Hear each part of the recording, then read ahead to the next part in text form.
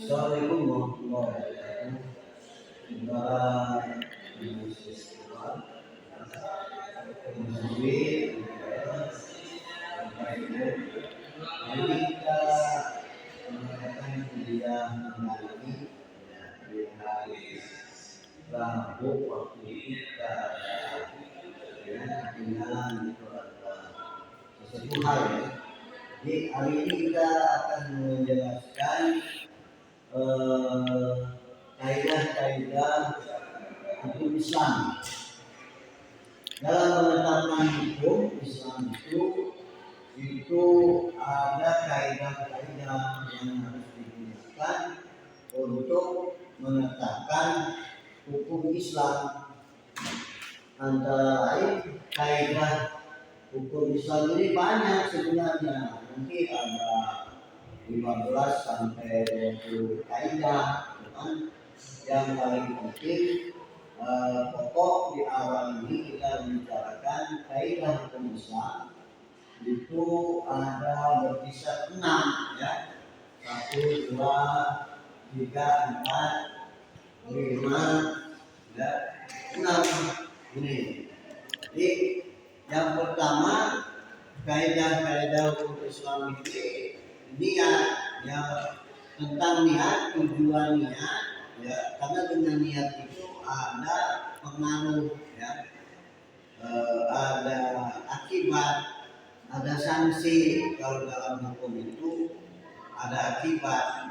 Dengan niat ibadah jadi sah, orang melakukan kebaikan jadi sah ya, orang melakukan kejahatan itu tergantung niatnya juga di awal. Ini akan ada akibat sanksi, sengaja atau tidak. Ini bisa hukumannya berat juga, bisa ringan ya. Jadi kalau ibarat pelanggaran pidana itu ada kejahatan sengaja atau tidak, ada pelanggaran sengaja atau tidak. Ini ada akibat hukum dari niat ini ya. Jadi kaidah hukum pertama ini hadis Nabi juga, pakai hadis Nabi. Innamal a'malu binniyat wa innamal likulli imri'in ma nawa. Sesungguhnya sahnya perbuatan amal itu tergantung dari niatnya. Apa yang dia niatkan, apa yang dia maksudkan perbuatannya. Ini ada akibat hukum kan?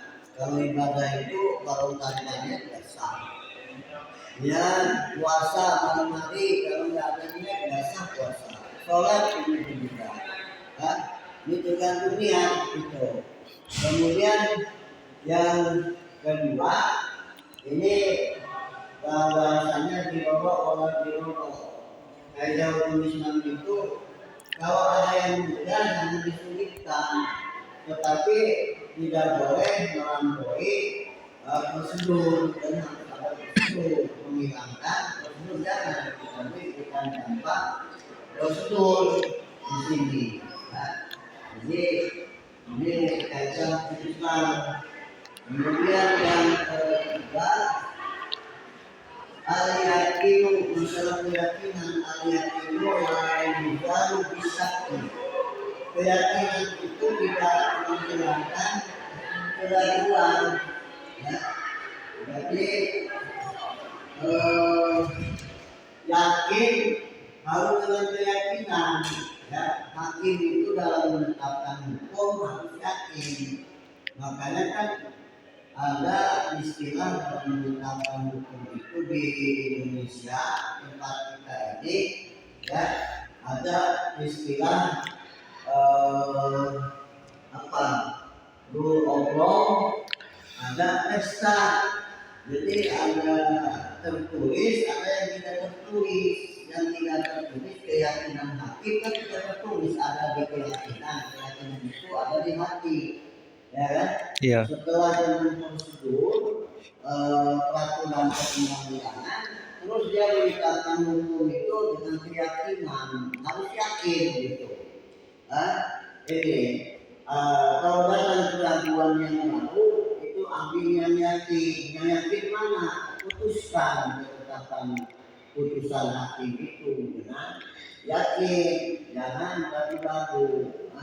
Kalau keraguan, ya ini tidak sah nanti dalam menetapkan hukum itu, termasuk beribadah juga harus yakin, berdoa juga harus yakin sama Tuhan. Anak indah bani abdi, ya aku bersama orang yang yakin pada aku, ya.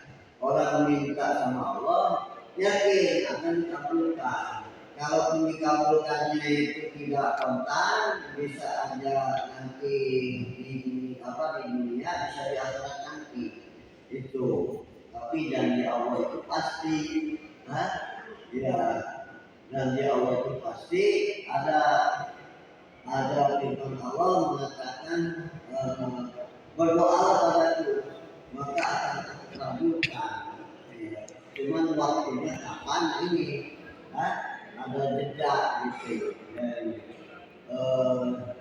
Harus yakin, ya. Ya kalau sholat itu saya udah 3 rakaat apa 2 kalau maghrib, ya. Maka ambil yang yakin. Kalau dalam sholat itu ambil kalau 2 udah 3. Begitu, ya. Kemudian kaidah hukum yang keempat, al-adatu muhakkamah. Apa? Hukum adat kebiasaan ini menjadi ketetapan hukum selagi tidak melanggar syariat dan akidah atau tauhid. Ya, ini ada kebiasaan yang dilakukan terus-menerus oleh masyarakat dipandang baik, maka jadi ketetapan hukum. Contohnya dalam hukum adat, kalau orang Lampung, ya kan, ini ada kebiasaannya kalau anaknya mau nikah terhalang oleh bapaknya nggak boleh, maka dia melarikan anak gadisnya. Ini ya kalau udah ada jadi nggak dikatakan melanggar hukum. Yang penting waktu melarikan gadis itu sesuai dengan hukum adat gitu. Niat mau menikahi anaknya dari sini, dan kadang-kadang hukum adat itu lebih tinggi dari hukum nasional, misalnya dalam hal tertentu, tergantung adat yang mana dan di mana gitu, ya. Kemudian yang kelima, ada waktu tubi atau waktu tubihul mandura. Kesulitan atau darurat itu membolehkan kepada yang dilarang. Misalnya hari ini tidak ada makanan sekali, ya kan, kecuali ada yang dilarang, maka boleh kita makan yang dilarang. Itu misalnya kalau orang Islam kan makan babi itu halal, tapi kalau ada makanan lain darurat, ya boleh kita makan itu, tapi kebanyakannya. Kalau banyakannya hobi, itu beda, ya. Kemudian yang keenam, darul mama sini muqaddamun ala jalbil muslimin, menghilangkan kerusakan diutamakan untuk mendatangkan kemaslahatan kebaikan. Kalau ini bakal rusak, ya, dan diutamakan, ya, hilangkan itu. Artinya kalau butuh kemanfaatan, misalnya ini sering digunakan oleh pengadilan agama dalam hal untuk mendatangkan kebaikan kemaslahatan. Misalnya, ini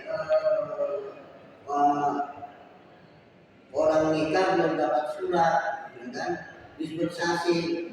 Nah ini waktu itu nikahnya dia masih muda, ya kan, belum umur dewasa. Jadi ini perlu ada isbat nikah bahwa dia ditetapkan nikah ada surat-surat. Ini demi kemaslahatan, maka akan ditetapkan oleh hakim agama yang mengajukan isbat nikah gitu. Ini demi kemaslahatan, kemanfaatan gitu bagi orang tersebut,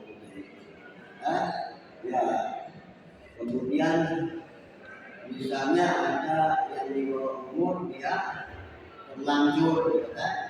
Ya terlanjur melanggar hukum, misalnya hamil di luar nikah kan? Ini gimana? Ya harus diselesaikan, artinya harus dinikahkan. Kalau jelas orangnya ya kan? yang berbuat itu jangan dibiarkan, ya kan? Kasihan kan? Nah, ini sebenarnya demi kebaikan seseorang itu dalam hukum, ya, mencari kemanfaatan, kemaslahatan di dalam hukum. Nah inilah ya.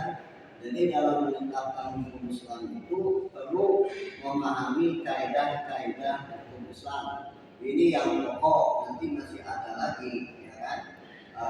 Kaidah hukum Islam yang berikutnya. Ya.